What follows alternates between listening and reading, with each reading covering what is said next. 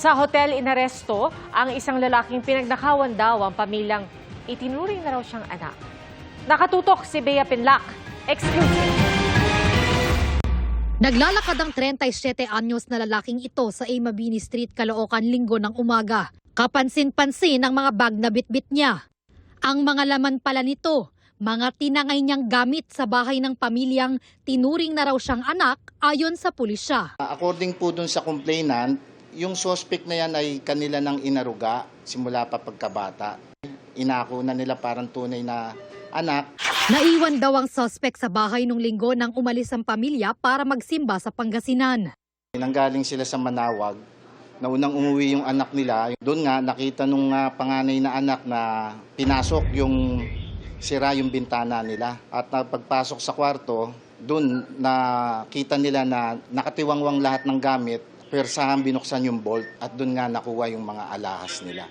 Tinangka pa raw nitong sirain ang nakalak na pintuan para lang makapasok ng kwarto. Kabilang sa mga gamit na ninakaw ng suspect ang mga alahas na may halagang humigit kumulang 300,000 pesos.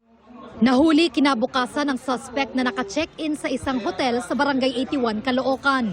Nung nalaman nila through Google account na naka-check-in sa isang hotel, parang ang sabi sa amin nung suspect ay nagpamassage lang daw siya. Actually, suot niya yung kwintas at yung bracelet nung may-ari ng mga alahas. Na-recover din sa kanya yung mga iba pang assorted na jewelries. Pero ang ibang alahas na tinangay ng suspect, nasangla na raw nito.